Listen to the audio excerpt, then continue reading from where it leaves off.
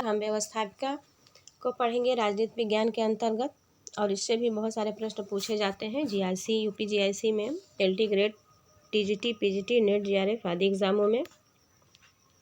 आइए स्टार्ट करते हैं। इसमें पहला प्रश्न है, किसने कहा है कि व्यवस्थापिका जनता की शिकायतों को सीमित का कार्य करती है? तो यह बेंथम का कहना है, जेएस मिल का है, केसी व्हीयर का है या डायसी का है कि व्यवस्थापिका जनता की शिकायतों की समिति का कार्य करती है। तो यह है जेएस मिल का कहना। जेएस मिल ने कहा था कि व्यवस्थापिका जनता की शिकायतों की समिति का कार्य करती है। नेक्स्ट क्वेश्चन है, भारत में विधायिका निम्न में से किस देश के नमूने पर निर्मित हुई है? तो भारत में जो विधायिका है वो ब्रिटेन के नमूने के रूप में निर्मित हुई है, या अमेरिका के, फ्रांस के या जर्मनी के? तो भारत में जो विधायिका है वह ब्रिटेन के नमूने पर निर्मित हुई है। ऑप्शन ए सही है। भारत में विधायिका ब्रिटेन के नमूने पर निर्मित हुई है। विधायिका से आशय संसद से है। संसद, भारत की संसद राष्ट्रपति तथा दोनों सदनों से मिलकर बनती है, और वो दोनों सदन है राज्यसभा और लोकसभा। अन्य महत्वपूर्ण तथ्य में है कि संविधान पर विदेशी प्रभाव जो पड़े हैं, संवैधानिक प्रावधान और स्रोत, इसको ध्यान से देखिएगा क्योंकि इससे बहुत सारे प्रश्न पूछे जाते हैं। तो मूल अधिकार जो है वो संयुक्त राज्य अमेरिका से लिया गया है। आपात उपबंध जर्मनी के वीमर संविधान से लिया गया है, और राज्य के नीति निर्देशक तत्व जो है वो आयरलैंड के संविधान से लिया गया है, और संघ राज्य संबंधों की समवर्ती सूची जो है वो ऑस्ट्रेलिया के संविधान से लिया गया है। मूल कर्तव्य पूर्व सोवियत संघ के संविधान से, और भारत राज्यों का संघ है तथा संघ में अधिक शक्ति निहित है, वह कनाडा के संविधान से लिया गया है। नेक्स्ट है, द्विसदनात्मक व्यवस्था वाला देश है, तो वह है भारत, चीन, पुर्तगाल या टर्की? तो वो है भारत। भारत जो है वो द्विसदनात्मक व्यवस्था वाला देश है। भारत में संघात्मक शासन प्रणाली को अपनाया गया है। द्विसदन प्रणाली संघात्मक शासन का मुख्य लक्षण है जो भारत में विद्यमान है। भारत में संघीय व्यवस्था कनाडा के संविधान से ग्रहण की गई है।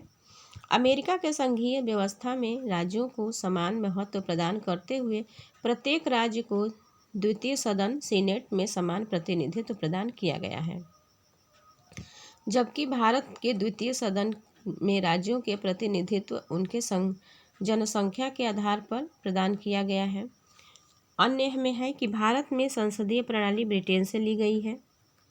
नेक्स्ट क्वेश्चन है, यह किसका कथन है कि द्विसदनात्मक विधायिका ऐसी संसद है जो अपने ही विरुद्ध विभाजित होती है? तो यह बार्कर का कथन है, गार्नर का है, गिलक्राइस्ट का है या ब्राइस का है? तो यह ब्राइस का है। ब्राइस का कहना है कि द्विसदनात्मक विधायिका ऐसी संसद है जो अपने ही विरुद्ध विभाजित होती है। ब्राइस का कहना है। आधुनिक समय में नियम निर्माण का कार्य करने वाली संस्थाओं को व्यवस्थापिका कहा जाता है।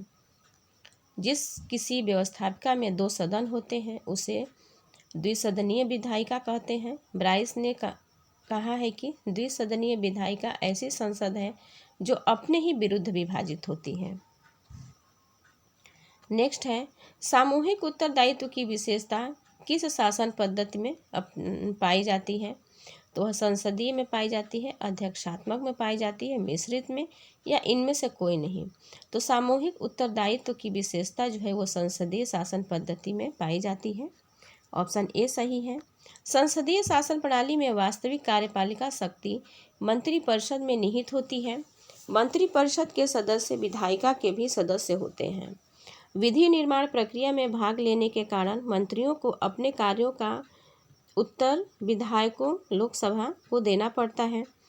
यह जवाबदेही सामूहिक होती है, अर्थात यदि किसी एक मंत्री के खिलाफ अविश्वास प्रस्ताव पास हो जाता है तो पूरे मंत्रिपरिषद को अपना पद छोड़ना पड़ता है। संसदीय प्रणाली में वास्तविक कार्यपालिका मंत्रिपरिषद होती है।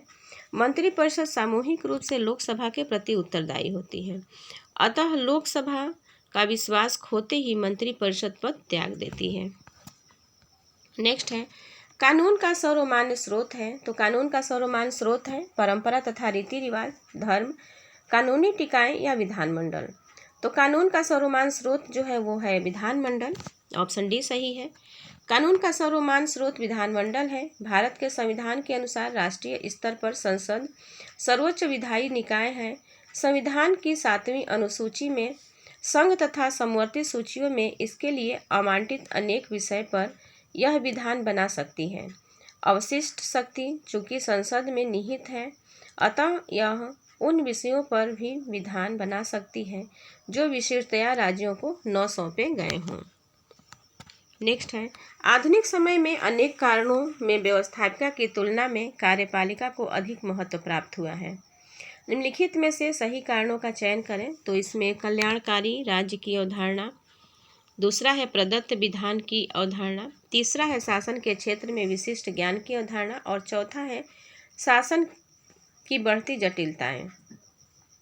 तो इसमें प्रदत्त विधान की अवधारणा, शासन के क्षेत्र में विशिष्ट ज्ञान की अवधारणा और शासन की बढ़ती जटिलताएं, ऑप्शन सी है तीनों। यह आधुनिक समय में अनेक कारणों में व्यवस्थापिका की तुलना में कार्यपालिका को अधिक महत्व प्राप्त हुआ है। प्रदत्त विधान की अवधारणा का आशय हमारी संसदीय लोकतंत्रात्मक प्रणाली में कार्यपालिका को प्रदत्त अधिकार से है। इस प्रणाली के तहत संघ की कार्यपालिका शक्ति का विस्तार उन विषयों तक होगा जिनके बारे में संसद कानून बना सकती है और सभी अधिकारों के प्रयोग तक होगा जो किसी अंतर्राष्ट्रीय संधि का करार के आधार पर भारत सरकार को प्राप्त होंगे। अनुच्छेद 73 में उल्लिखित है, शासन के क्षेत्र में कार्यपालिका को विशिष्ट ज्ञान होता है। कार्यपालिका को शासन में विशिष्ट सहायता भारतीय प्रशासनिक सेवा के अधिकारियों से प्राप्त होती है। इसके अतिरिक्त कार्यपालिका शासन में सहयोग लेने के लिए अन्य विशेषज्ञों की भी मदद लेती है। प्रशासन की बढ़ती जटिलताओं को सहज करने के लिए कार्यपालिका तुरंत पहल करती है, जैसे ई प्रशासन के अवधारणा और प्रासंगिक विधियों को रद्द करना है। उपर्युक्त विकल्पों के अवलोकन में यह सिद्ध हो जाता है कि हमारी संसदीय लोकतांत्रिक प्रणाली में कार्यपालिका को व्यवस्थापिका की तुलना में अधिक महत्व प्राप्त है। जहाँ तक कल्याणकारी राज्य की अवधारणा का प्रश्न है, यह हमारे संविधान के भाग 4 नीति निर्देशक तत्वों के अंतर्गत अनुच्छेद 36 से अनुच्छेद 51 तक सम्मिलित है। यह कार्यपालिका के सम्मुख एक आदर्श के रूप में है, न कि बाध्यकारी के रूप में। भारत एक गणतंत्रात्मक राज्य है क्योंकि उसमें राज्याध्यक्ष निर्वाचित किया जाता है। ऑप्शन बी है यह कई राज्यों का संघ शासित क्षेत्रों का यूनियन है और ऑप्शन सी है दोनों, ऑप्शन डी है कोई नहीं। तो भारत एक गणतंत्रात्मक राज्य है क्योंकि उसमें राज्याध्यक्ष निर्वाचित किया जाता है, ऑप्शन ए सही है। गणतंत्र का आशय है कि राष्ट्र का प्रधान निर्वाचित होता है, वह वंशानुगत नहीं होता है। अन्य महत्वपूर्ण तथ्य में है कूले के अनुसार कि गणराज्यीय शासन प्रणाली जन निर्वाचित प्रतिनिधियों की शासन प्रणाली होती है। न्यायमूर्ति हिदायतुल्लाह के शब्दों में गणराज्य एक ऐसा राज्य होता है जिसमें अंतिम विश्लेषण में सर्वोच्च शक्ति जनता में न कि राजा जैसे किसी एक व्यक्ति में निहित होती है। नेक्स्ट है, संसदीय सरकार का सबसे महत्वपूर्ण लक्षण है। तो सबसे महत्वपूर्ण लक्षण क्या है? संसद का संप्रभुता, कार्यपालिका का विधायिका के प्रति सामूहिक उत्तरदायित्व, विधि का शासन, ऑप्शन डी है बहुमत का शासन। तो संसदीय सरकार का सबसे महत्वपूर्ण लक्षण है कार्यपालिका का विधायिका के प्रति सामूहिक उत्तरदायित्व, ऑप्शन बी सही है। संसदीय सरकार का सबसे महत्वपूर्ण लक्षण कार्यपालिका का विधायिका के प्रति सामूहिक उत्तरदायित्व है। अनुच्छेद 75 के 3 के अनुसार मंत्रिपरिषद लोकसभा के प्रति सामूहिक रूप से उत्तरदायी होती है। नेक्स्ट क्वेश्चन है कि निम्नलिखित कथनों पर ध्यान दीजिए। एक कथन ए है और दूसरा कारण आर। कथन है कि 20वीं सदी के विधायिकाओं के पतन के रूप में संसदीय शक्ति में प्रभावी कमी देखी गई है और कारण आर है कि अधिकांश विधायिकाएं बातों की दुकान में बदल गई हैं जो रबर स्टैंप की तरह काम करती हैं। तो देखिए इसमें जो है ऑप्शन ए है, दोनों ए और आर सही है, और आर जो है वो ए की व्याख्या करता है।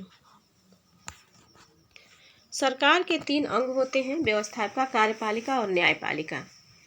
व्यवस्थापिका इसमें सबसे महत्वपूर्ण है क्योंकि वह राज्य के लिए कानून का निर्माण करती है, जिसे कार्यपालिका लागू करती है, और न्यायपालिका इन्हीं कानूनों के आधार पर न्याय प्रदान करती है। व्यवस्थापिका कुछ हद तक कार्यपालिका और न्यायपालिका पर नियंत्रण भी रखती है, परंतु 20वीं सदी में विधायिकाओं के पतन के रूप में संसदीय शक्ति में प्रभावी कमी देखी गई है। विधानमंडल अब कानूनों पर स्वस्थ विचार विमर्श का स्थान न होकर संकीर्ण मानसिकता के प्रदर्शन और ओछी हरकतों का अड्डा बन गया है। अधिकांश विधायिकाएं बातों की दुकान में बदल गई हैं, जो रबर स्टैंप की तरह काम करती हैं। नेक्स्ट है, किस देश की संसद को संसदों की जननी कहा जाता है? तो वह कहा जाता है ब्रिटेन की संसद को, संयुक्त राज्य अमेरिका की संसद को, कनाडा की संसद को, या भारत की संसद को? तो यह कहा जाता है ब्रिटेन की संसद को संसदों की जननी। ब्रिटेन की संसद को संसदों की जननी कहा जाता है क्योंकि यहीं से व्यवस्थापिका सभाओं के विचार का विश्व में विस्तार व प्रचार हुआ। ब्रिटिश संसद में सम्राट, लॉर्ड सभा तथा लोक सदन शामिल होते हैं। लोक सदन को प्रथम सदन तथा लॉर्ड सभा को द्वितीय सदन कहा जाता है। लॉर्ड सभा लोक सदन की अपेक्षा प्राचीन है। और यह है इस सीरीज का अंतिम प्रश्न। तो ये प्रश्न कैसे लगे आप कमेंट बॉक्स में ज़रूर बताइएगा, और कोई सुझाव देना होगा तो ज़रूर दीजिएगा। और इस चैनल को पे अगर नए हैं तो सब्सक्राइब कर लीजिएगा ताकि आने वाली हर वीडियो आप तक सबसे पहले पहुंचे। धन्यवाद। नमस्कार, हम राजनीति विज्ञान के अंतर्गत संघवाद टॉपिक को पढ़ेंगे। चलिए स्टार्ट करते हैं। नीचे 2 वक्तव्य दिए गए हैं, एक को कथन ए और दूसरे को कारण आर कहा गया है। इन वक्तव्यों के संदर्भ में नीचे उल्लेखित कूटों में से सही उत्तर का चयन कीजिए। तो कथन ए है कि संघीय व्यवस्था में आवश्यक रूप से स्वतंत्र न्यायपालिका का विधान है।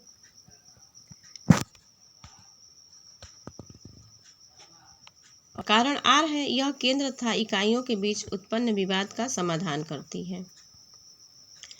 तो इसमें जो ए तथा आर दोनों ही सही है, और ए की सही व्याख्या आर करता है। दोनों कथन सही है और इसकी व्याख्या भी करता है। ऑप्शन ए सही है इसका।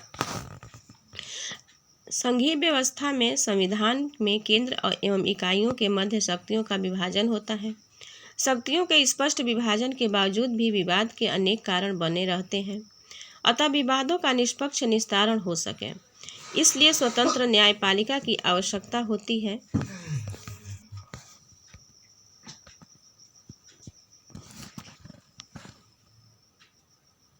नीचे 2 वक्तव्य दिए गए हैं, एक को कथन ए और दूसरे को कारण आर कहा गया है।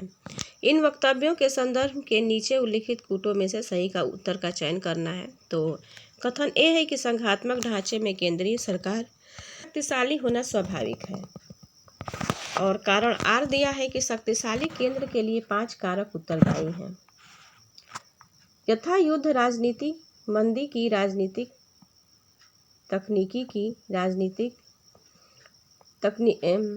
मंदी की राजनीति, तकनीकी की राजनीति, आर्थिक अनुदान की राजनीति एवं दलीय राजनीति।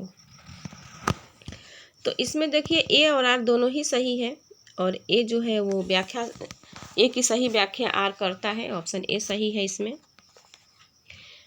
अनेक ऐसे बाह्य और आंतरिक कारण होते हैं जो संघात्मक शासन प्रणाली में केंद्रीय सरकार को शक्तिशाली बनाते हैं।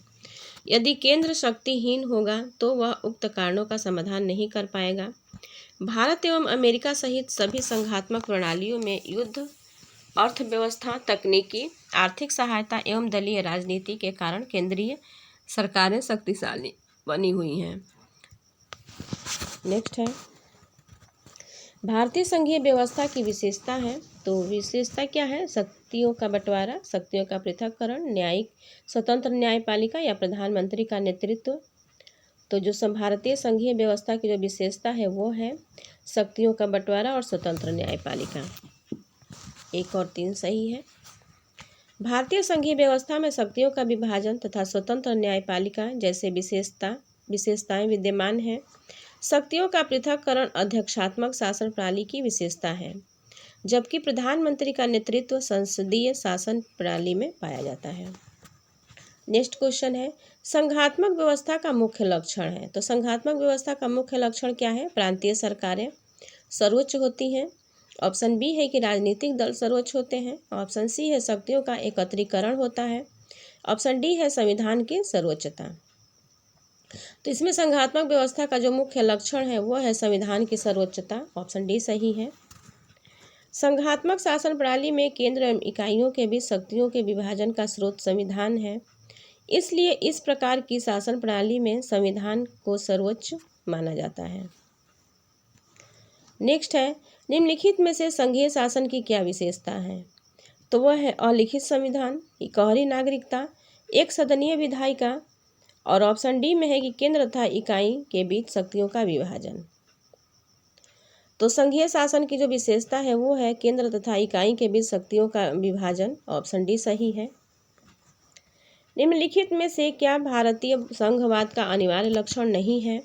तो वो है एकात्मक सरकार, शक्तियों का विभाजन, संविधान की सर्वोच्चता और न्यायालयों का प्राधिकार। तो इसमें जो अनिवार्य लक्षण नहीं है वो है एकात्मक सरकार। ऑप्शन ए सही है। भारतीय संघवाद के अनिवार्य लक्षणों में एकात्मक सरकार सम्मिलित नहीं है। भारत में दोहरी सरकार है, राज्य की सरकार एवं केंद्र की सरकार। इन दोनों सरकारों के मध्य ही शक्तियों का विभाजन होता है। दोनों ही सरकारें संविधान द्वारा प्रदत्त शक्तियों के प्रयोग में एक दूसरे से स्वतंत्र हैं। नेक्स्ट है, शब्द फेडरलिज्म फोडस से ग्रहण किया गया है।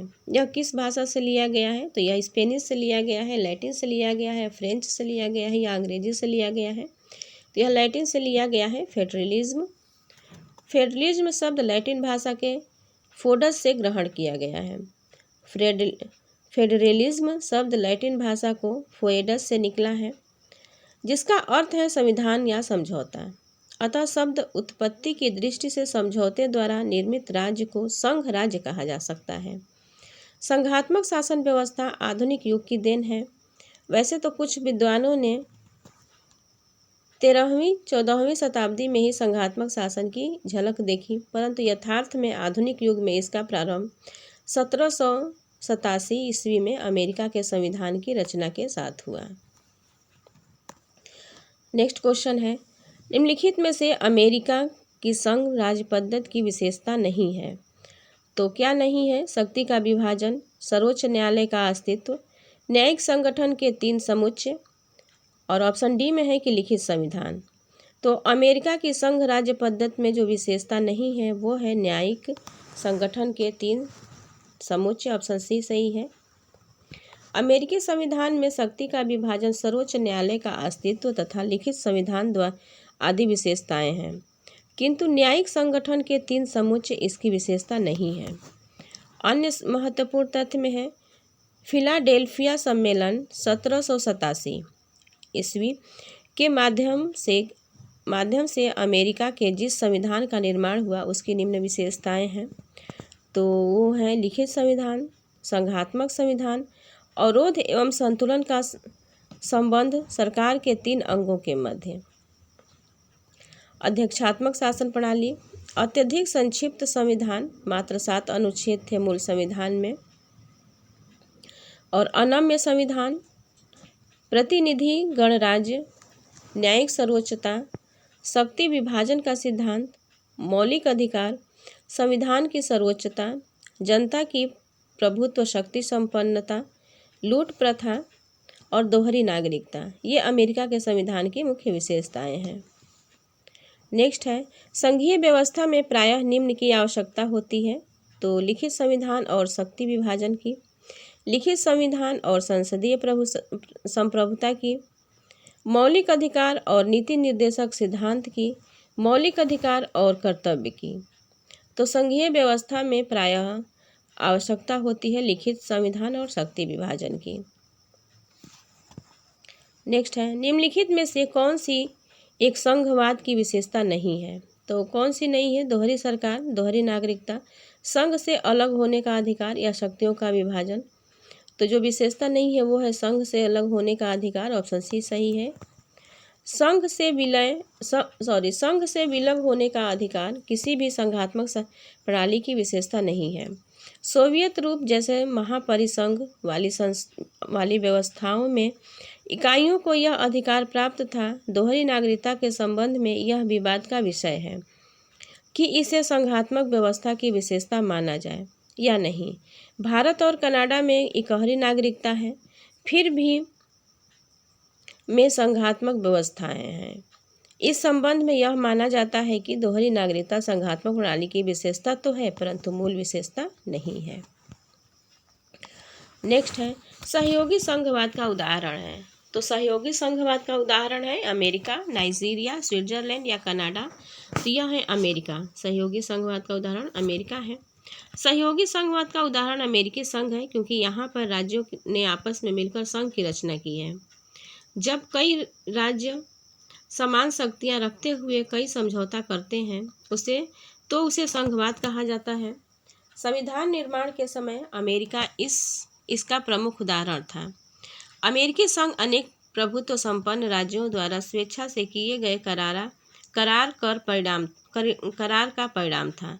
फियर के शब्दों में अमेरिकी संविधान द्वारा न केवल संघ राज्य वरन एक आदर्श संघ की स्थापना की गई। स्ट्रॉन्ग के द्वारा भी संयुक्त राज्य अमेरिका के संविधान को विश्व का एक सर्वाधिकार पूर्ण संघात्मक संविधान कहा गया है, जबकि प्रांतीय राज्य अपने अधिकार एवं शक्तियों के लिए केंद्र पर आश्रित रहते हैं तो उसे सहयोगी संघवाद कहा जाता है।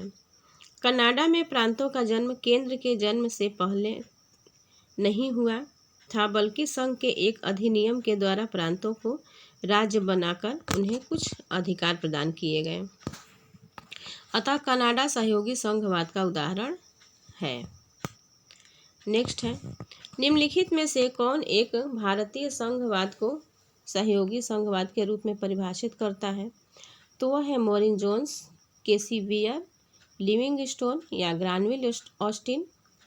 तो सहयोगी संघवाद के रूप में परिभाषित करता है भारतीय संघवाद को वह है ग्रानविल ऑस्टिन, ऑप्शन डी सही है। ग्रेनविल ऑस्टिन ने अपनी पुस्तक द इंडियन कॉन्स्टिट्यूशन में भारतीय संघवाद को सहयोगी संघवाद के रूप में परिभाषित किया है।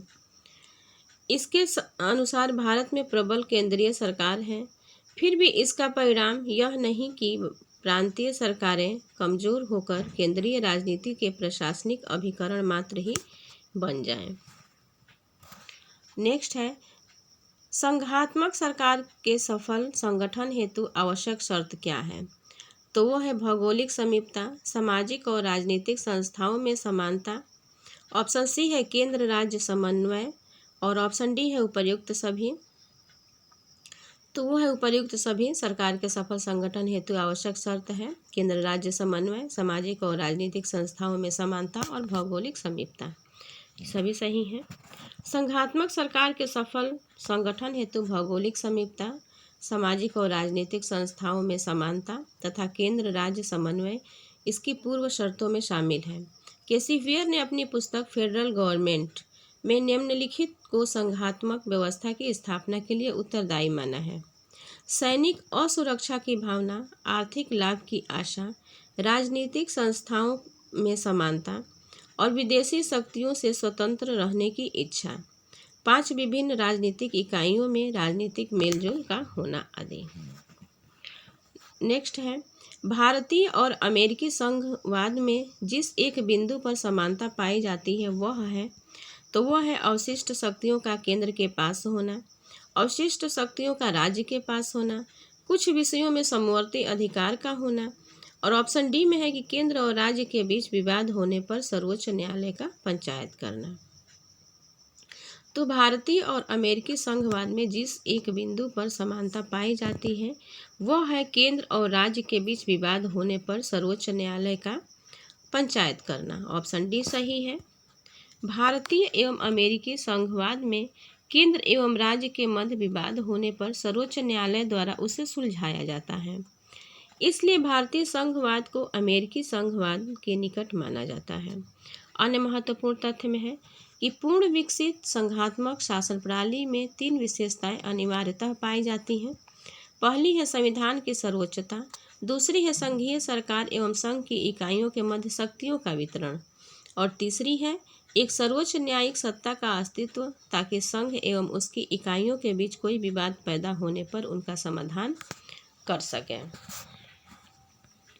नेक्स्ट है, भारतीय संघवाद अमेरिकी संघवाद के इसलिए निकट है क्योंकि दोनों देशों में अवरोध तथा संतुलन प्रणाली है। एक सर्वोच्च न्यायालय है, राष्ट्रपति वास्तविक सर्वोच्च कार्यपालक है, या उपरोक्त में से कोई नहीं, तो वो है एक सर्वोच्च न्यायालय। भारतीय संघवाद अमेरिकी संघवाद के इसलिए निकट है क्योंकि दोनों देशों में एक सर्वोच्च न्यायालय है। ऑप्शन बी सही है। निम्नलिखित में से किसने भारतीय संघवाद को सौदेबाजी का संघ कहा है? तो वह कहा है मॉरिस जोन्स ने, ग्रेनविल ऑस्टिन ने, मार्कस एफ फ्रांडा ने, या केसी वियर ने। तो भारतीय संघवाद को सौदेबाजी का संघ कहा है मॉरिस जोन्स ने। ऑप्शन ए सही है। मॉरिस जोन्स ने अपनी कृति इंडियन गवर्नमेंट एंड पॉलिटिक्स में कहा कि भारतीय संघ व्यवस्था के अंतर्गत केंद्र तथा राज्य सरकार विधि निर्माण का कार्य अपने क्षेत्राधिकार में करती है। इसके सफलतापूर्वक संचालन के लिए केंद्र तथा राज्य दोनों ही सरकारों को कानूनी अधिकारों में सामंजस्य भी अत्यंत आवश्यक हो जाता है। इसी प्रक्रम में दोनों के बीच सौदेबाजी भी चलती रहती है।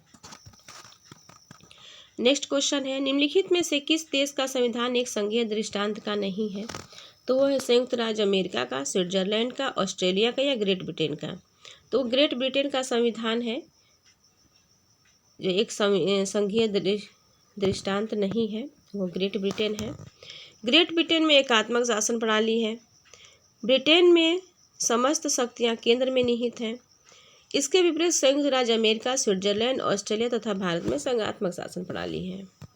नेक्स्ट क्वेश्चन है, निम्नलिखित युग्मों में से कौन सा युग्म सही सुमेलित नहीं है? तो भारत में संघात्मक सरकार है, ऑस्ट्रेलिया में संघात्मक है, अमेरिका में संघात्मक है, ब्रिटेन में संघात्मक है। तो जो सुमेलित नहीं है वो है ब्रिटेन। ब्रिटेन में एकात्मक सरकार है, संघात्मक नहीं है। भारत, ऑस्ट्रेलिया और अमेरिका में संघात्मक सरकारें हैं। नेक्स्ट है, भारतीय संघवाद के उदाहरण को सर्वोत्कृष्ट किस नाम से विश्लेषित किया जा सकता है? तो वह किया जा सकता है विशुद्ध संघवाद, शास्त्रीय संघवाद, अर्ध संघवाद, या प्राचीनतम संघवाद। तो वो है अर्ध संघवाद। भारतीय संघवाद के उदाहरण को सर्वोत्कृष्ट जिस नाम से विश्लेषित किया जाता है वो है अर्ध संघवाद। ऑप्शन सी सही है। भारतीय संघवाद को अर्ध संघवाद के रूप में विश्लेषित किया जाता है। केसी वियर ने अपनी पुस्तक मॉडर्न कॉन्स्टिट्यूशन में भारतीय संघवाद को अर्ध संघीय प्रणाली कहा है। उच्चतम न्यायालय ने भी कई विवादों में हमारे संविधान को परिसंघीय बताया है। केशवानंद भारतीयवाद में परिसंघीय संरचना को आधारभूत लक्षण माना गया है। 1983 में गठित सरकारीय आयोग, जो केंद्र राज्य संबंधों पर आधारित था, ने भी भारतीय संविधान को परिसंघीय माना है। अतः भारतीय संविधान परिसंघीय अर्धसंघीय है। ज्ञातव्य है कि प्राचीनतम संघवाद का उदाहरण अमेरिका में मिलता है, वह संघवाद की जननी है। नेक्स्ट है, भारतीय संघवाद सहायक एकात्मक विशेषताओं सहित एक संघीय राज्य की स्थापना के स्थान पर सहायक संघीय विशेषताओं सहित एक एकात्मक राज्य की स्थापना करता है। यह किसने कहा था? तो यह केसी वियर ने कहा था, सर आइवर जेनिंग्स ने कहा था, के एम पणिकर ने कहा था, या बी आर अम्बेडकर ने कहा था? तो वह कहा था केसी वियर ने। केसी वियर ने कहा था कि भारतीय संविधान सहायक एकात्मक विशेषताओं सहित एक संघीय राज्य की स्थापना के स्थान पर सहायक संघीय विशेषताओं सहित एक एकात्मक राज्य की स्थापना करता है। केसी वियर ने कहा था। भारतीय संविधान में संघात्मक संविधान एवं एकात्मक संविधान दोनों के लक्षण पाए जाते हैं। संविधान में संघात्मक लक्षण की उपेक्षा एकात्मक लक्षण अधिक प्रबल है। इसलिए भारतीय संविधान को केंद्राभिमुख संविधान भी कहा जाता है। इसी संदर्भ में केसी वियर ने कहा है कि भारतीय संविधान सहायक एकात्मक विशेषताओं सहित एक संघीय राज्य की स्थापना के स्थान पर सहायक संघीय विशेषताओं सहित एक एकात्मक राज्य की स्थापना करता है। डॉक्टर भीमराव अंबेडकर ने कहा है कि भारतीय संविधान को संघात्मकता के तंग ढांचे में नहीं ढाला गया है। नेक्स्ट है, निम्न में से कौन एक भारतीय संघीय व्यवस्था का लक्षण नहीं है? तो वह है शक्तियों का विभाजन, राष्ट्रपति का नेतृत्व, एक लिखित संविधान या स्वतंत्र न्यायपालिका। तो वह है राष्ट्रपति का नेतृत्व। जो भारतीय संघीय व्यवस्था का लक्षण नहीं है, राष्ट्रपति का नेतृत्व। और भारतीय संघीय व्यवस्था के प्रमुख लक्षण हैं शक्तियों का विभाजन, लिखित संविधान, स्वतंत्र न्यायपालिका, संविधान की सर्वोच्चता, संविधान की कठोरता, द्विसदनीय आदि। राष्ट्रपति का नेतृत्व किसी भी शासन प्रणाली में संभव है, चाहे वह एकात्मक हो या संघात्मक हो। नेक्स्ट है, निम्नलिखित में से किस एक देश में एकात्मक शासन व्यवस्था नहीं है? तो वह है फ्रांस में, चीन में, जापान में, ऑस्ट्रेलिया में। तो ऑस्ट्रेलिया में एकात्मक शासन व्यवस्था नहीं है। ऑस्ट्रेलिया में एकात्मक शासन व्यवस्था नहीं है, वहाँ संघात्मक व्यवस्था है। संघात्मक शासन व्यवस्था वाले जो अन्य देश हैं वो हैं संयुक्त राज्य America, Canada, Bharat, Germany, Switzerland. और एकात्मक शासन वाले जो देश हैं वो ब्रिटेन, फ्रांस और चीन है। ब्रिटेन, फ्रांस और चीन में एकात्मक शासन व्यवस्था है। और अमेरिका, कनाडा, भारत, जर्मनी और स्विट्जरलैंड में संघात्मक शासन व्यवस्था है। नेक्स्ट है, निम्नलिखित में से कौन सी एक अध्यक्षीय सरकार की विशेषता है? तो वो है एकल न्यायिक व्यवस्था, सरकार की संघीय व्यवस्था। ऑप्शन सी है शक्तियों का पृथक्करण। ऑप्शन डी है शक्तियों का विभाजन। तो जो अध्यक्षीय सरकार की विशेषता है वो है शक्तियों का पृथक्करण। ऑप्शन सी सही है। शक्तियों का पृथक्करण अध्यक्षीय सरकार की विशेषता है। बेजहाट के अनुसार है कि व्यवस्थापिका और कार्यपालिका शक्तियों का एक दूसरे से स्वतंत्र होना अध्यक्षात्मक शासन का विशेष लक्षण है और इन दोनों का एक दूसरे से संयोग और घनिष्ठता संसदीय शासन का लक्षण है। प्रोफेसर गार्नर ने अध्यक्षात्मक शासन प्रणाली को परिभाषित करते हुए कहा है कि अध्यक्षात्मक शासन प्रणाली वह है जिसमें कार्यपालिका, राज्याध्यक्ष और उसके मंत्रीगण संवैधानिक रूप से अपने कार्यकाल के संबंध में और अपनी नीतियों के संबंध में व्यवस्थापिका से स्वतंत्र होती है।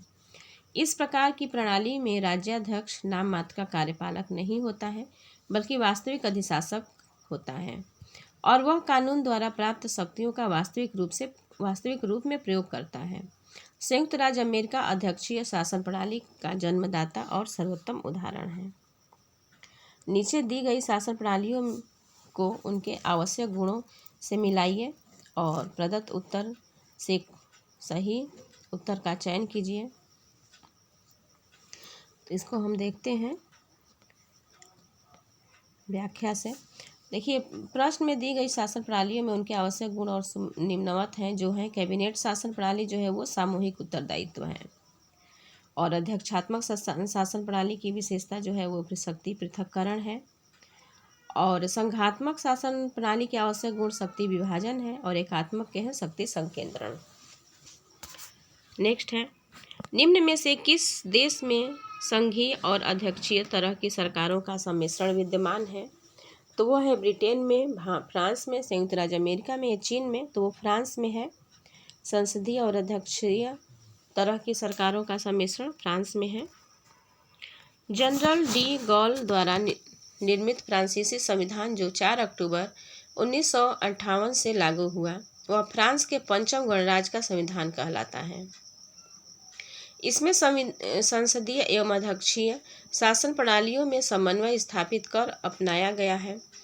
एक ओर जहां राष्ट्रपति को शासन का केंद्र बनाया गया है और उसे असाधारण शक्ति प्रदान की गई है, वहीं दूसरी ओर प्रधानमंत्री और मंत्रिपरिषद को भी व्यवस्था है कि राष्ट्रीय सभा के प्रति सामूहिक रूप से उत्तरदायी होती है।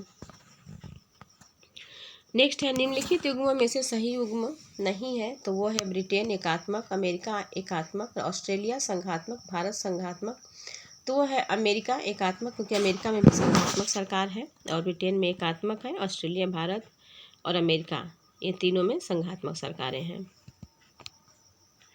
अमेरिका में संघात्मक शासन प्रणाली है, न कि एकात्मक। अमेरिका को आधुनिक संघवाद का जनक माना जाता है। नेक्स्ट क्वेश्चन है कि संघ राज्य पद्धति का सार है कि वह केंद्र और राज्यों के बीच द्विमार्गीय यातायात है जो थोड़ी सी पारस्परिकता और सामंजस्य चाहता है। यदि ऐसी संघ व्यवस्था है तो उसे क्या कहा जाएगा? पूरक संघ व्यवस्था, प्रतिस्पर्धात्मक संघ व्यवस्था, सहकारी संघ व्यवस्था या सौदेबाजी की संघ व्यवस्था। तो वह कहा जाएगा सहकारी संघ व्यवस्था। ऑप्शन सी सही है। संघात्मक व्यवस्था जिसमें केंद्र एवं राज्यों के मध्य परस्पर सहयोग, निर्भरता एवं सामंजस्य हो, वह सहकारी संघ व्यवस्था कही जाएगी। जो विचारक राज्य को संघों का संघ मानते हैं उन्हें कहा जाता है समाजवादी, संघवादी, अराजकतावादी या बहुलवादी। तो उन्हें कहा जाता है बहुलवादी। जो विचारक राज्य को संघों का संघ मानते हैं उन्हें बहुलवादी कहा जाता है। ऑप्शन डी सही है। बहुलवादी विचारक राज्य को संघों का संघ मानते हैं। और अन्य महत्वपूर्ण तथ्य में देखेंगे कि 20वीं सदी में बहुलवाद का उदय संप्रभुता के एकलवादी सिद्धांत के विरुद्ध प्रतिक्रिया स्वरूप हुआ। बहुलवादियों के अनुसार राज्य कितना भी गरिमामय एवं शक्तिशाली हो, परंतु वह समाज की अनेक संस्थाओं में से एक है।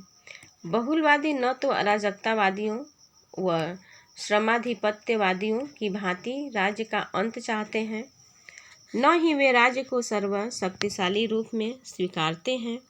वे राज्य में सत्ता के केंद्रीकरण के विरुद्ध हैं। वे राज्य एवं समाज को पर्यायवाची नहीं मानते हैं। इनके अनुसार राज्य समाज का एक समुदाय है, अतः संप्रभुता में समाज के अन्य समुदायों की भी सहभागिता होनी चाहिए। लास्की के अनुसार है कि चूंकि समाज का स्वरूप संघात्मक है, इसलिए सत्ता का स्वरूप भी संघात्मक होना चाहिए। नेक्स्ट क्वेश्चन है राज्य संघों का एक संघ है। किसने कहा? यह अरस्तु ने कहा, हॉब्स ने कहा, लॉक ने कहा, लास्की ने कहा। तो राज्य संघों का एक संघ है, अरस्तु ने कहा है। अरस्तु के अनुसार सबसे पहले परिवार का, उसके बाद ग्राम का तथा अंत में राज्य का विकास हुआ। अरस्तु राज्य को सर्वोच्च समुदाय मानता है। उसके अनुसार व्यक्ति के सभी उद्देश्य राज्य में पूरे होते हैं, अतः राज्य विभिन्न प्रकार के समुदायों के ऊपर समुदाय है। इसमें अन्य सब समुदाय समाये हुए हैं। राज्य इसलिए सर्वोच्च है क्योंकि इसमें व्यक्ति के सभी हितों की पूर्ति होती है। हॉब्स ने अपने ग्रंथ लेवियाथन के दूसरे अध्याय ऑफ द कॉमनवेल्थ में राज्य की चर्चा की है, जिससे उसने अविभाजित सत्ता का समर्थन किया है, अर्थात संप्रभुता संपन्न राज्य की वकालत की है। लॉक अपने ग्रंथ शासन पर 2 निबंध के माध्यम से संवैधानिक राजतंत्र की स्थापना करता है। उसका शासक जनता के प्रति उत्तरदायी है, किसी समुदाय या संघ के प्रति नहीं। बहुलवादी विचारक राज्यों को संघ का संघ मानते हैं। लास्की के अनुसार चूंकि समाज का स्वरूप संघात्मक है, इसलिए सत्ता भी संघात्मक होनी चाहिए। लास्की के अनुसार जैव दैवीय राज्य का विचार चल गया, वैसे ही संप्रभुता भी समाप्त हो जाएगी। यदि संप्रभुता का सारा विचार सदैव के लिए समाप्त कर दिया जाए तो राजनीतिक विज्ञान के प्रति यह बहुत बड़ी सेवा होगी। इस प्रकार लास्की राज्य को सभी समुदायों के समान एक समुदाय मात्र मानते हैं। राज्य परिवारों एवं ग्रामों का एक संघ होता है, जिसका उद्देश्य एक पूर्ण तथा आत्मनिर्भर जीवन की स्थापना है। अरस्तु ने राज्यों को संघों का संघ कहा।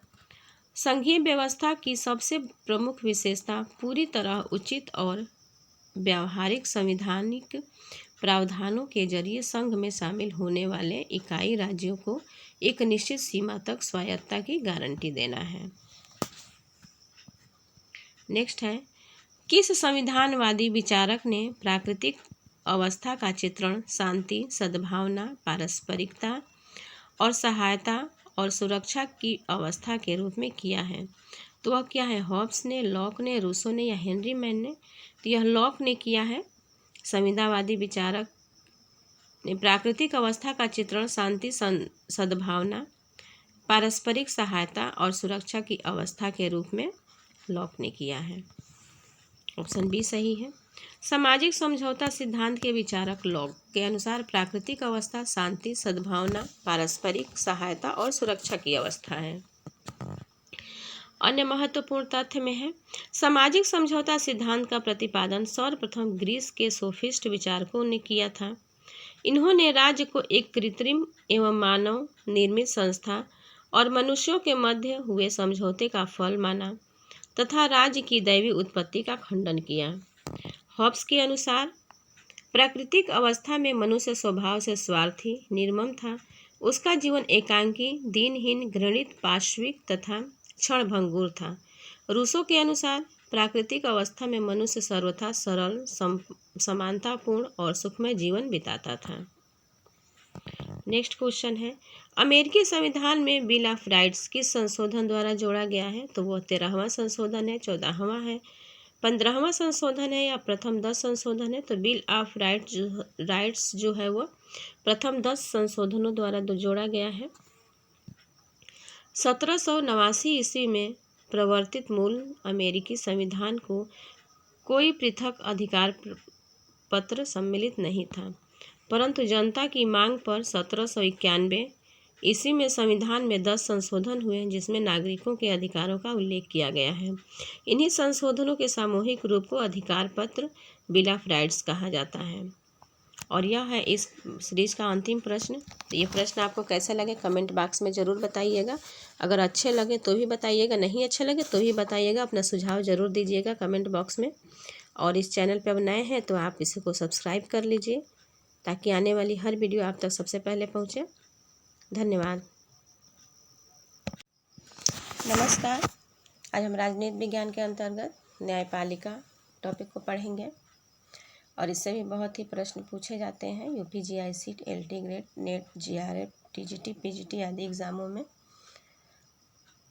तो अगर चैनल पे आप नए हैं तो इसको सब्सक्राइब कर लीजिए ताकि आने वाली हर वीडियो आप तक सबसे पहले पहुँचे।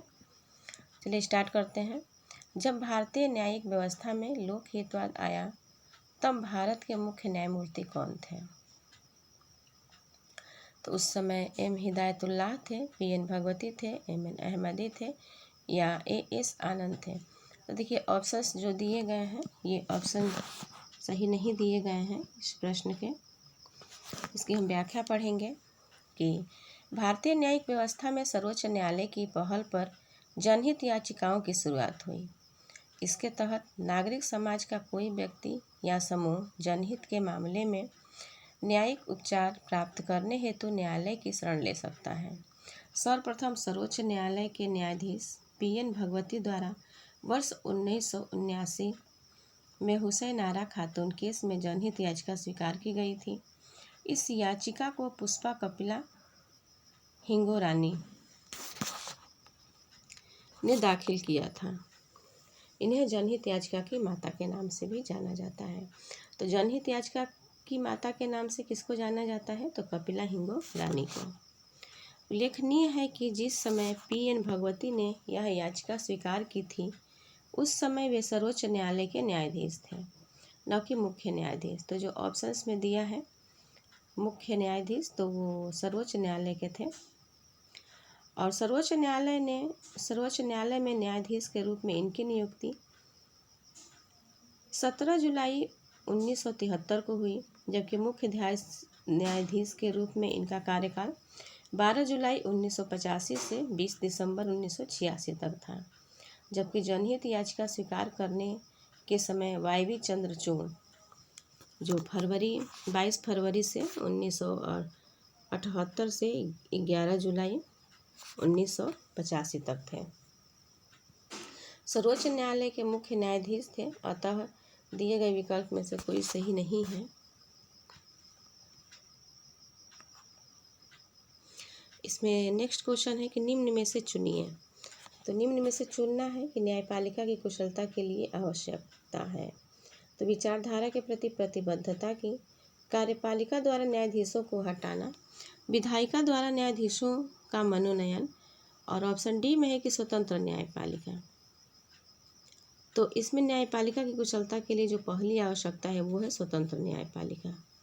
ऑप्शन डी सही है। न्यायपालिका राजनीतिक संगठन का तीसरा निकाय है। इसका प्रमुख कार्य विधि का शासन तथा संविधान और नागरिकों के अधिकारों का संरक्षण है। आधुनिक लोकतांत्रिक शासन प्रणालियों में दलीय राजनीति के कारण कार्यपालिका एवं विधायिका की निष्पक्ष संदेहास्पद है। इसी स्थितियों में स्वतंत्र न्यायपालिका का अस्तित्व स्वतः सिद्ध है। नेक्स्ट है, भारतीय न्याय प्रणाली आधारित है। तो भारतीय न्याय प्रणाली आधारित है किस पर? इंग्लैंड की प्रणाली पर, अमेरिका की प्रणाली पर, फ्रांस की प्रणाली पर या ऑस्ट्रेलिया की प्रणाली पर? तो देखिए, भारतीय न्याय प्रणाली जो आधारित है वो है अमेरिका की प्रणाली पर। भारतीय न्याय प्रणाली अमेरिका की प्रणाली पर आधारित है। भारतीय न्याय प्रणाली काफ़ी हद तक अमेरिका न्याय प्रणाली से प्रभावित है। भारत में न्यायपालिका की स्वतंत्रता, न्यायिक पुनर्विलोकन की व्यवस्था तथा सर्वोच्च न्यायालय के न्यायाधीशों को पद से हटाए जाने की व्यवस्था अमेरिकी न्यायिक प्रणाली से ली गई है। नेक्स्ट है, न्याय पंचायत कार्य करती है। तो न्याय पंचायत कार्य करती है केवल सभी भारतीय राज्यों और संघ राज्य क्षेत्रों में, कुछ राज्यों और सभी संघ राज्य क्षेत्रों में, कुछ राज्यों और कुछ संघ राज्य क्षेत्रों में। तो न्याय पंचायत कार्य करती है कुछ राज्यों और कुछ संघ राज्य क्षेत्रों में। ऑप्शन डी सही है। कुछ गांवों की ग्राम सभाओं या ग्राम पंचायतों के लिए एक न्याय पंचायत का गठन किया गया है। न्याय पंचायत के संगठन संबंधी नियम राज्यों में पृथक पृथक हैं। यह कुछ राज्यों और कुछ संघ राज्य क्षेत्रों में ही कार्य करती है। साधारणतया संबंधित ग्राम पंचायतें न्याय पंचायत का चुनाव करती हैं।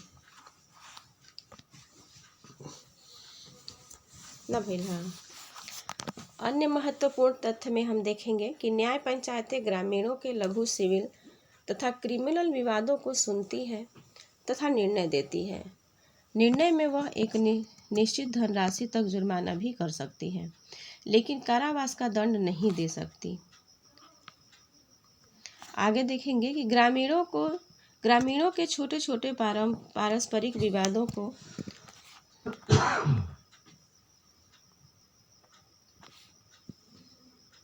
स्थानीय स्तर पर बिना किसी व्यय तथा परेशानी के हल करना ही न्याय पंचायतों का उद्देश्य है। अगला है कि न्याय पंचायत के निर्णय के विरुद्ध साधारणतया अपील नहीं होती, लेकिन कुछ राज्यों में विशेष मामलों में मुंसिफ अथवा निम्न अदालतों में न्याय पंचायत के निर्णय के विरुद्ध अपील की जा सकती है तथा उपयुक्त अदालतों को उसके निर्णय को निरस्त करने का अधिकार है। नेक्स्ट है, भारत में न्यायपालिका है। तो भारत में न्यायपालिका कैसी है? स्वतंत्र है, संसद के अधीन है, राष्ट्रपति के अधीन है या प्रधानमंत्री के अधीन है? तो भारत में न्यायपालिका जो है वो स्वतंत्र है। ऑप्शन ए सही है। भारतीय संविधान का एक स्वतंत्र न्यायपालिका की व्यवस्था करता है, जो यह निश्चित करती है कि देश का शासन संविधान के प्रावधानों के अनुसार चलाया जा सकता है। न्यायपालिका नागरिकों की स्वतंत्रता और मौलिक अधिकारों के संरक्षक के रूप में कार्य करती है। यह राज्य सरकारों एवं केंद्र सरकार के अधिकार क्षेत्र की सीमाएं भी निश्चित करती है। अन्य महत्वपूर्ण तथ्य में है, अनुच्छेद 124 में उच्चतम न्यायालय की स्थापना और गठन संबंधी प्रावधान दिए गए हैं। कार्यकारी मुख्य न्यायमूर्ति की नियुक्ति का उल्लेख अनुच्छेद 126 में किया गया है। उच्चतम न्यायालय का अभिलेख न्यायालय होना अनुच्छेद 129 में उल्लिखित है। नेक्स्ट क्वेश्चन है, संघीय व्यवस्था में किस संस्था को संविधान का संतुलन चक्र माना जाता है? तो यह विधायिका को माना जाता है, मंत्रिमंडल को माना जाता है, न्यायपालिका को माना जाता है या प्रेस को माना जाता है?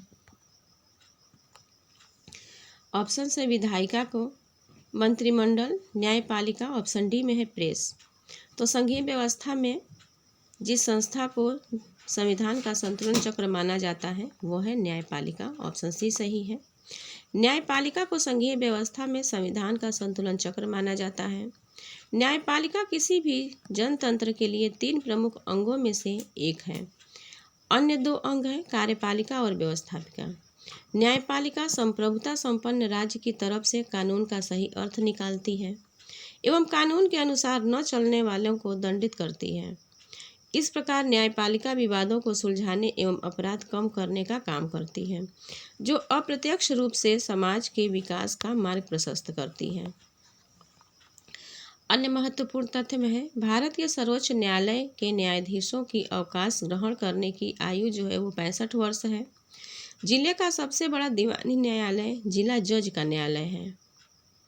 जिले का सबसे बड़ा फौजदारी न्यायालय सेशन जज का न्यायालय होता है। नेक्स्ट है क्वेश्चन, निम्न में से कौन सी एक विशेषता यूएसए और भारत की संघ राज्य पद्धति के समान विशेषता नहीं है? तो वो है केंद्र और राज्यों में शक्तियों का वितरण। ऑप्शन बी है सर्वोच्च न्यायालय का अस्तित्व। ऑप्शन सी है न्यायिक संगठन के दो समुच्चय। ऑप्शन डी है लिखित संविधान। तो वो है न्यायिक संगठन के दो समुच्चय। भारत में एक कड़ी न्यायिक व्यवस्था है, जबकि अमेरिका में संघ एवं घटक राज्यों की पृथक पृथक न्यायपालिकाएं हैं, अर्थात दोहरी न्यायपालिका है।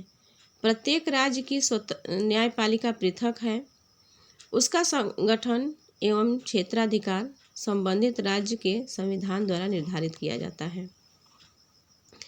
अन्य महत्वपूर्ण तथ्य में है अमेरिकी संविधान के अनुच्छेद 3 के द्वारा संघीय न्यायपालिका की व्यवस्था की गई है।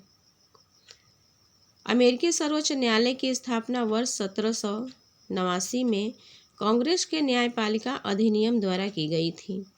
न्यायमूर्ति मार्शल द्वारा वर्ष 1803 के मारबरी बनाम मेडिसन विवाद में दिए गए महत्वपूर्ण निर्णय द्वारा अमेरिका में न्यायिक पुनरीक्षण की दृढ़ आधारशिला रखी गई थी। नेक्स्ट क्वेश्चन है,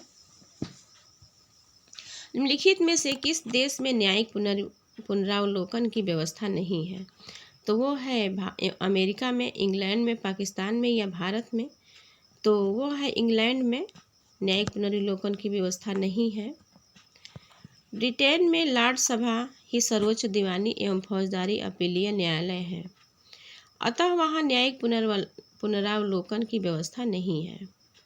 अपीलीय न्यायालय के रूप में लॉर्ड सभा की अध्यक्षता लॉर्ड चांसलर करते हैं।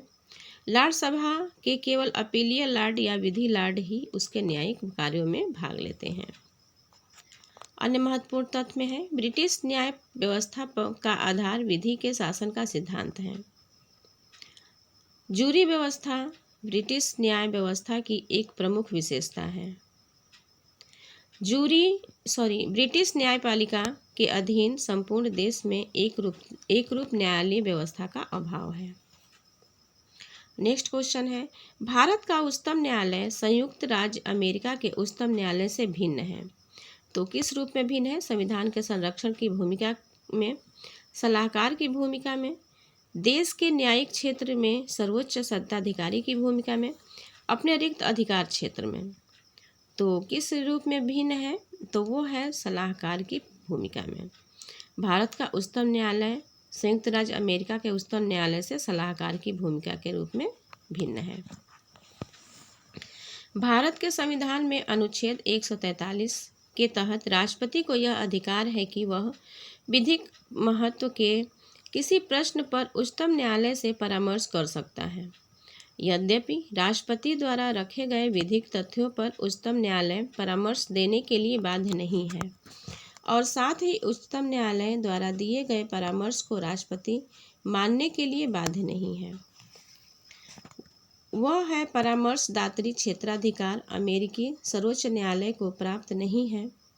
मूल अधिकारों से संबंधित विवाद उच्चतम न्यायालय के प्रारंभिक क्षेत्राधिकार के अंतर्गत आते हैं।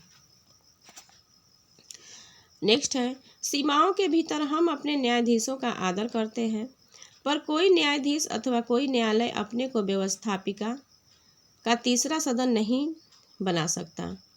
ये विचार किसके हैं? तो ये विचार हैं जवाहरलाल नेहरू के, डॉक्टर अंबेडकर के, के.टी. शाह के या दामोदर स्वरूप सेठ के।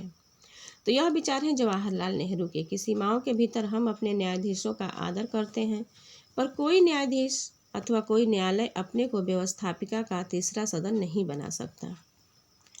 उपर्युक्त विचार जो है वो जवाहरलाल नेहरू से संबंधित है। भारतीय न्यायपालिका के संबंध में एक कृष्ण स्वामी अय्यर का कहना है कि संसार के किसी भी न्यायालय को इतने अधिक विशाल तथा विस्तृत अधिकार प्राप्त नहीं है, ये अय्यर का कहना है, जितने कि भारत के उच्चतम न्यायालय को प्राप्त है।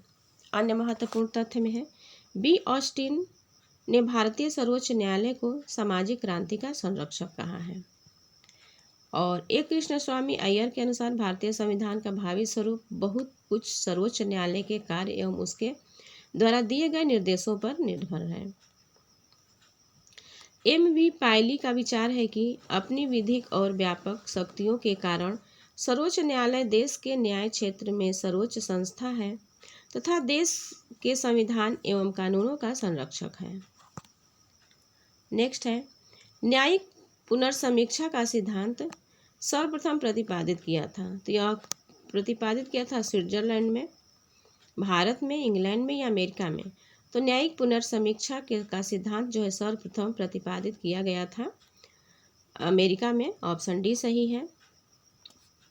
सर्वप्रथम संयुक्त राज्य अमेरिका में वर्ष 1803 में मारबरी बनाम मेडिसन वाद में अमेरिका के उच्चतम न्यायालय द्वारा वहां के संविधान के 3 अनुच्छेद के तहत न्यायिक समीक्षा का सिद्धांत प्रतिपादित किया गया था। इस ऐतिहासिक वाद में दिए गए निर्णय के परिणाम स्वरूप अमेरिका की कांग्रेस द्वारा पारित कानूनों के संविधान सम्मत न होने पर वहां के उच्चतम न्यायालय द्वारा उन्हें रद्द किया जा सकता है।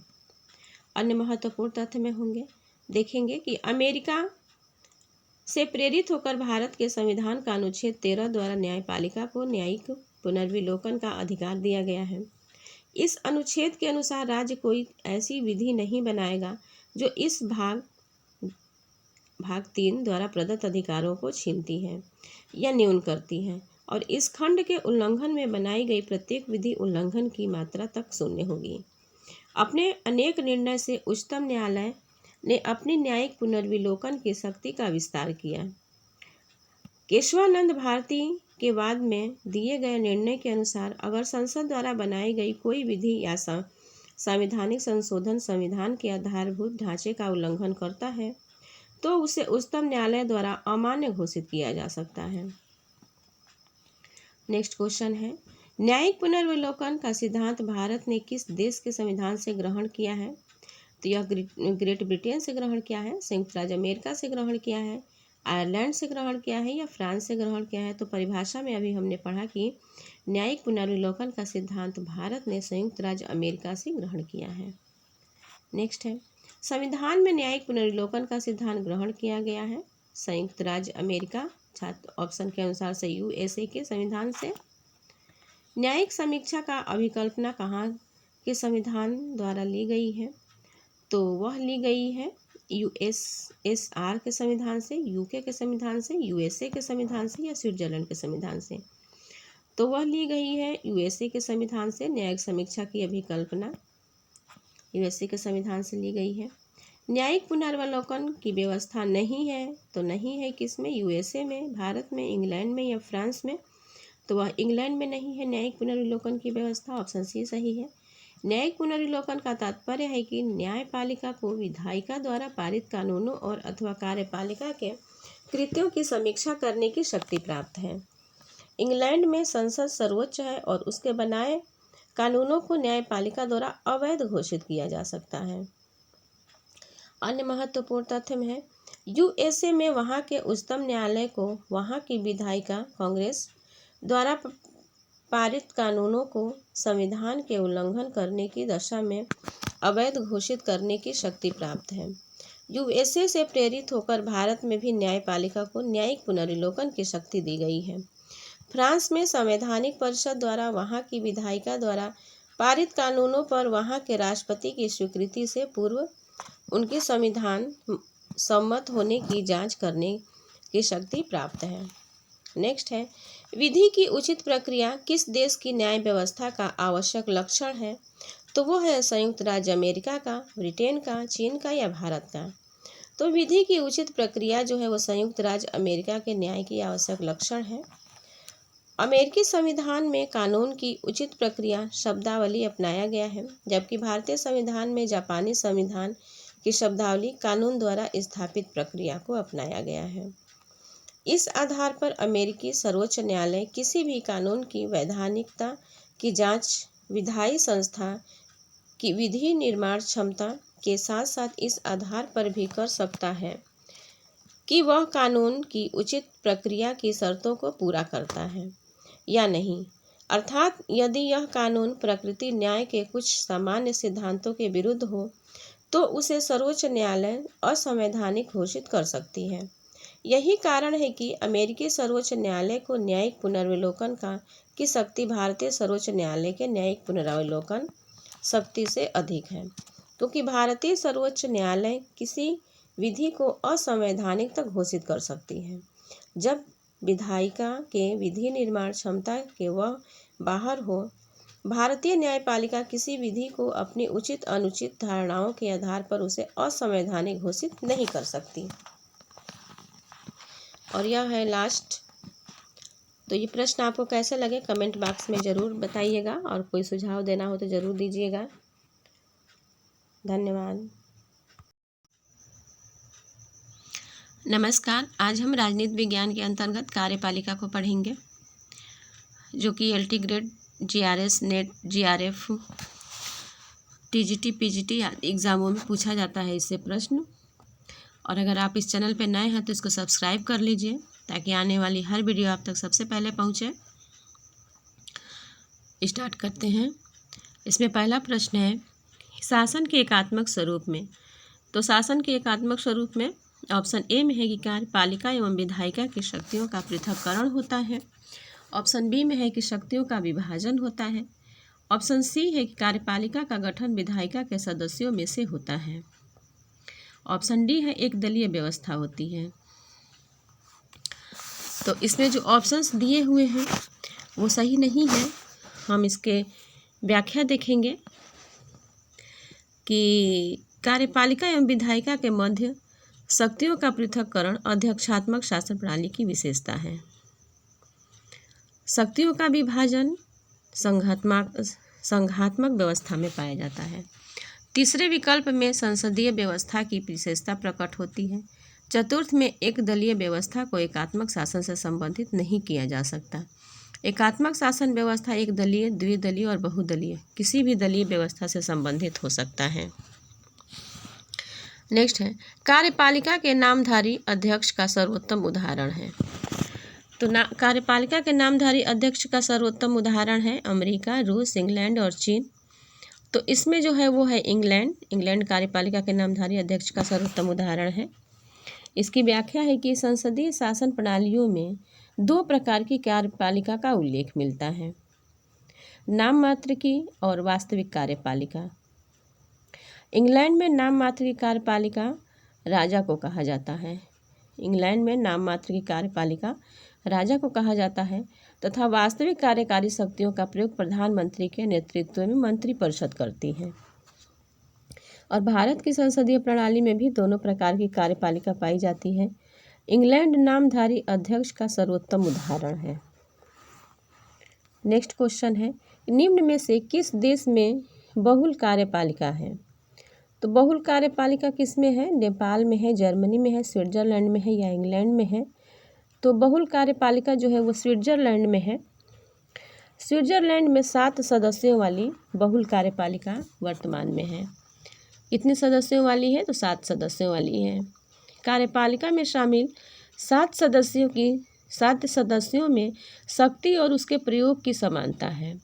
इन 7 सदस्यों में बारी बारी से एक अध्यक्ष नियुक्त होता है, जिसकी भूमिका केवल कार्यपालिका के सदस्यों की अध्यक्षता करना है। नेक्स्ट क्वेश्चन है, राज्य की विधायी एवं कार्यपालिक शक्तियों को नियंत्रित करने हेतु मॉन्टेस्क्यू ने किस सिद्धांत का प्रतिपादन किया। तो मॉन्टेस्क्यू ने किस सिद्धांत का प्रतिपादन किया है, विधायिका की सर्वोच्चता का, कार्यपालिका की सर्वोच्चता का, नियंत्रण एवं संतुलन का या तानाशाही राज्य का। तो यह है नियंत्रण एवं संतुलन का। मॉन्टेस्क्यू ने इस सिद्धांत का प्रतिपादन किया है। इसकी व्याख्या देखेंगे कि मॉन्टेस्क्यू ने अपनी प्रसिद्ध पुस्तक स्पिरिट ऑफ लॉज में शक्ति पृथक्करण के सिद्धांत से उत्पन्न समस्या के समाधान के लिए नियंत्रण एवं संतुलन के सिद्धांत का प्रतिपादन किया। इस सिद्धांत का सूत्र है कि व्यक्ति की स्वतंत्रता के लिए शासन के अंगों के बीच शक्ति का पृथक्करण होना चाहिए, साथ ही प्रशासनिक संचालन सुचारू रूप बना रहे, इसलिए प्रत्येक अंग का अन्य अंग की शक्तियों का भाग होना चाहिए और इसके कार्यों पर कुछ नियंत्रण होना चाहिए। नेक्स्ट है कि शक्तियों के पृथक्करण के सिद्धांत का प्रवर्तक है। तो शक्तियों के पृथक्करण के सिद्धांत का प्रवर्तक है Machiavelli, Montesquieu, Saint Thomas Aquinas या बेंथम। तो यह है मॉन्टेस्क्यू, अभी हमने देखा। तो शक्ति पृथक्करण के सिद्धांत का प्रवर्तन मॉन्टेस्क्यू ने किया था। विधायिका, कार्यपालिका और न्यायपालिका के मध्य शक्तियों का पृथक्करण व्यक्ति की स्वतंत्रता के संरक्षण के लिए मॉन्टेस्क्यू महत्वपूर्ण मानते हैं। इस सिद्धांत के कुछ संकेत लॉ की पुस्तक सिविल गवर्नमेंट में भी मिलते हैं। ब्रिटेन के एक विधि शास्त्री ब्लैक स्टोन ने भी शक्ति के पृथक्करण के सिद्धांत का बाद में विस्तार से विवेचन किया था। तो बाद में शक्ति के पृथक्करण के सिद्धांत का विवेचन किसने किया? तो उनका नाम है शास्त्री ब्लैक स्टोन, जो ब्रिटेन के एक विधि शास्त्री थे, उनका नाम था ब्लैक स्टोन। संसदीय शासन में कार्यपालिका किसके प्रति उत्तरदायी होती है? तो संसदीय शासन में कार्यपालिका किसके प्रति उत्तरदायी होती है? राज्याध्यक्ष के प्रति, संसद के निचले सदन के प्रति, लोकसभा अध्यक्ष के प्रति या विरोधी दल के नेता के प्रति? तो वह होती है संसद के निचले सदन के प्रति। संसदीय शासन में कार्यपालिका उत्तरदायी होती है संसद के निचले सदन के प्रति। संसदीय शासन व्यवस्था में प्रायः 2 सदन पाए जाते हैं, जिनमें से एक को प्रथम एवं निम्न सदन, उसको लोकप्रिय सदन भी कहा जाता है, तथा दूसरे को द्वितीय एवं उच्च सदन कहा जाता है। भारत और ब्रिटेन में इन दोनों सदनों को क्रमशः राज्यसभा और लोकसभा तथा हाउस ऑफ लॉर्ड्स और हाउस ऑफ कॉमन्स कहा जाता है। कार्यपालिका संसद के निचले सदन के प्रति उत्तरदायी होती है। भारतीय संविधान के अनुच्छेद 75वें अनुच्छेद 3 में के अनुसार मंत्रिपरिषद अर्थात कार्यपालिका सामूहिक रूप से लोकसभा के प्रति उत्तरदायी होती है। नेक्स्ट क्वेश्चन है कि कार्यपालिका का प्रमुख कार्य है। तो कार्यपालिका का प्रमुख कार्य क्या है? कानून बनाना, न्याय करना, प्रशासन चलाना या कूटनीति। तो कार्यपालिका का जो प्रमुख कार्य है वो प्रशासन चलाना है। ऑप्शन सी सही है। वर्तमान में सभी प्रकार की शासन व्यवस्थाओं जैसे संसदात्मक, अध्यक्षात्मक तथा अन्य में सरकार के 3 अंग माने जाते हैं, जो कार्यपालिका, व्यवस्थापिका और न्यायपालिका के नाम से जाने जाते हैं। इसमें कार्यपालिका का काम कानून को लागू करना है और उसकी समुचित देखभाल करना, विदेश से संबंध बनाना और प्रशासन चलाना है। संसदीय सरकार में कार्यपालिका की वास्तविक शक्तियाँ किसमें निहित होती हैं? तो संसदीय सरकार में कार्यपालिका की वास्तविक शक्तियाँ प्रधानमंत्री में निहित हैं, संसद में निहित है, मंत्रिपरिषद में निहित है या राष्ट्रपति में निहित है? तो यह निहित है मंत्रिपरिषद में। संसदीय सरकार में कार्यपालिका की वास्तविक शक्तियाँ प्रधानमंत्री की अध्यक्षता वाली मंत्रिपरिषद के पास होती हैं। भारतीय संविधान के अनुच्छेद 74 में उल्लिखित है कि राष्ट्रपति को सहायता एवं सलाह देने के लिए एक मंत्रिपरिषद होगी, जिसका प्रधान प्रधानमंत्री होगा। प्रधानमंत्री के चयन तथा नियुक्ति के संबंध में संविधान के अनुच्छेद 75 में उल्लेख है। नेक्स्ट है कि निम्न में से कौन सा पद केवल संसदात्मक शासन प्रणाली में ही पाया जाता है? तो वह पाया जाता है राष्ट्रपति, उपराष्ट्रपति, साम्राज्ञी या प्रधानमंत्री। तो वह है प्रधानमंत्री। संसदात्मक शासन प्रणाली में ही पाया जाता है प्रधानमंत्री। ऑप्शन डी सही है। प्रधानमंत्री का पद संसदात्मक शासन प्रणाली की प्रमुख विशेषता है। वह सरकार वास्तविक का प्रधान होता है। वह विधायिका में बहुमत दल का नेता होता है तथा विधायिका के प्रति जवाबदेह होता है। यद्यपि राष्ट्र का औपचारिक प्रमुख राजा या राष्ट्रपति ही होता है। नेक्स्ट है कि संसदात्मक शासन प्रणाली में वैधानिक संप्रभु कौन है? तो वह राष्ट्रपति है, संसद है, प्रधानमंत्री है या न्यायपालिका है? तो संसदात्मक शासन प्रणाली में वैधानिक संप्रभु संसद है। ऑप्शन बी सही है। संसदात्मक शासन प्रणाली में वैधानिक संप्रभु संसद होती है। इसका बेहतरीन उदाहरण ब्रिटेन है। ब्रिटेन की संसद की शक्तियों पर कम से कम सिद्धांत रूप में कोई रोक नहीं है, क्योंकि वहाँ पर कोई लिखित संविधान नहीं है। भारत के संविधान में संपूर्ण प्रभुत्व संपन्न शक्तियाँ निहित करने के संबंध में कोई विशिष्ट उपबंध नहीं है, किंतु संविधान की उद्देशिका में यह कहकर कि हम भारत के लोग इस संविधान को अंगीकृत, अधिनियमित और आत्मार्पित करते हैं, संविधान निर्माताओं ने स्पष्ट कर दिया कि संप्रभुता का वास भारत के लोगों में है। नेक्स्ट क्वेश्चन है, शून्य आधार जीरो बेस बजट की प्रक्रिया को कब से लोकप्रियता प्राप्त हुई? तो यह प्राप्त हुई है रीगन द्वारा विस्कॉन्सिन के बजट द्वारा, या निक्सन द्वारा ओहायो के बजट द्वारा, या आइजनहावर द्वारा न्यूयॉर्क के बजट द्वारा, या जिम्मी कार्टर द्वारा जॉर्जिया के बजट द्वारा। तो शून्य आधारित बजट की प्रक्रिया जो है वो कब से लोकप्रियता प्राप्त हुई? तो वो है जिम्मी कार्टर द्वारा जॉर्जिया के बजट द्वारा। ऑप्शन डी सही है। शून्य आधार बजट की प्रक्रिया को 1973 में जॉर्जिया के गवर्नर जिम्मी कार्टर ने पीटर पीहर की सहायता से शून्य आधार बजट आरंभ किया था। तो किसकी सहायता से किया था? तो पीटर पीहर की सहायता से। किसने किया था? तो जॉर्जिया ने 1973 ईस्वी में। नेक्स्ट क्वेश्चन है, लोक प्रशासन पर संसदीय नियंत्रण के लिए कौन सा तरीका उपयुक्त नहीं है? तो वह है वाद विवाद तथा बहस, स्थगन प्रस्ताव, अविश्वास प्रस्ताव। ऑप्शन डी में है सदन से बहिर्गमन। तो लोक प्रशासन पर संसदीय नियंत्रण के लिए जो तरीका उपयुक्त नहीं है वो है संसद से बहिर्गमन। ऑप्शन डी सही है।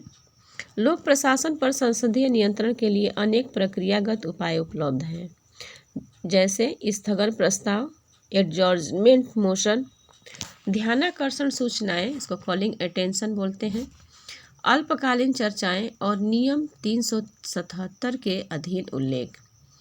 इसी तरह सदस्य सार्वजनिक रुचि के मामलों पर चर्चाएं उठाने के लिए विभिन्न प्रस्ताव, मोशन और संकल्प, रेजोल्यूशन पेश कर सकते हैं और सदन तथा सरकार का ध्यान उनकी ओर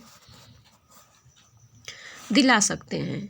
संसद में वाद विवाद आरंभ करने के लिए उक्त उपायों के प्रयोग के लिए दोनों सदनों के प्रक्रिया नियमों में शर्तें दी गई हैं। सदन से बहिर्गमन लोक प्रशासन पर संसदीय नियंत्रण के लिए उपयुक्त तरीका नहीं है। सत्ता का विलय एक विशेषता है। तो सत्ता का विलय संसदीय सरकार की विशेषता है, अध्यक्षीय सरकार की विशेषता है, इनमें से दोनों की है या इनमें से कोई नहीं, किसी की नहीं। तो सत्ता का विलय जो है वो संसदीय सरकार की एक विशेषता है। ऑप्शन ए सही है। सत्ता का विलय संसदीय सरकार की एक विशेषता है, क्योंकि संसदीय सरकार में कार्यपालिका और विधायिका आपस में मिली होती हैं, अर्थात विधायिका के सदस्य ही कार्यपालिका का गठन करते हैं तथा कार्यपालिका विधायिका या व्यवस्थापिका के प्रति उत्तरदायी होती है। नेक्स्ट है, निम्नलिखित में से कौन अल्पसंख्यकों के प्रतिनिधित्व की पद्धति नहीं है? तो यह है आनुपातिक प्रतिनिधित्व, संचित मत प्रणाली, सीमित मत प्रणाली या सार्वभौमिक मताधिकार प्रणाली। तो यह है अल्पसंख्यकों के प्रतिनिधित्व की पद्धति जो नहीं है वो है सार्वभौमिक मताधिकार प्रणाली। ऑप्शन डी सही है। सार्वभौमिक मताधिकार प्रणाली अल्पसंख्यकों के प्रतिनिधित्व की पद्धति नहीं है। इस प्रणाली के तहत बहुमत अर्थात सबसे अधिक मत प्राप्त करने वाले प्रत्याशी को विजयी घोषित किया जाता है। अतः इस प्रणाली में अल्पसंख्यकों को पर्याप्त प्रतिनिधित्व नहीं प्राप्त होता है। आनुपातिक प्रतिनिधित्व प्रणाली, सीमित मत प्रणाली, सिंचित या एकत्रित मत प्रणाली, पृथक निर्वाचन प्रणाली या सांप्रदायिक प्रतिनिधित्व प्रणाली, सुरक्षित स्थगन युक्त निर्वाचन प्रणाली आदि के तहत अल्पसंख्यकों को भी उचित प्रतिनिधित्व प्राप्त होता है।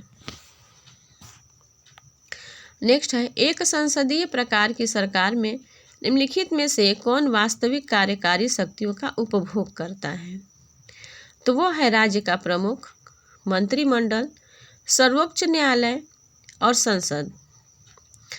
तो देखिए जो ऑप्शन बी है मंत्रिमंडल, यह एक संसदीय प्रकार की सरकार में वास्तविक कार्यकारी शक्तियों का उपभोग करता है।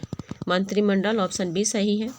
संसदीय प्रकार की सरकार में वास्तविक कार्यकारी शक्तियों का प्रयोग मंत्रिमंडल करता है। संसदीय सरकार में राज्य प्रमुख राष्ट्रपति नाम मात्र की शक्तियों का प्रयोग करता है। वास्तविक शक्ति प्रधानमंत्री के नेतृत्व में मंत्रिमंडल में निहित होती है। यह मंत्रिमंडल कार्यपालिका, लोकप्रिय सदन, लोकसभा के प्रति उत्तरदायी होती है।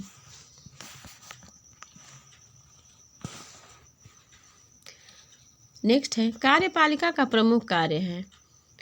तो कार्यपालिका का प्रमुख कार्य है कानून बनाना, नीति निर्धारित करना, कानून को लागू करना या उपयुक्त सभी। तो वो है कानून लागू करना। कार्यपालिका का प्रमुख कार्य कानून को लागू करना है। भारत में संसदीय लोकतंत्र प्रणाली अपनाई गई है। इस प्रणाली में कार्यपालिका शक्ति मंत्रिमंडल में निहित है। कार्यपालिका का प्रमुख कार्य कानून को लागू करना है। संविधान के अनुच्छेद 73 के अधीन संघ की कार्यपालिका शक्ति का विस्तार उन विषयों तक होगा जिनके बारे में संसद कानून बना सकती है, और उन सभी अधिकारों के प्रयोग तक होगा जो किसी अंतर्राष्ट्रीय संधि या करार के आधार पर भारत सरकार को प्राप्त होंगे। और यह है इस सीरीज का अंतिम प्रश्न। तो ये प्रश्न आपको कैसे लगे कमेंट बॉक्स में ज़रूर बताइएगा, और आपको कुछ सुझाव देना हो तो ज़रूर दीजिएगा। और आप चैनल पर नए हैं तो इसको सब्सक्राइब कर लीजिए। धन्यवाद।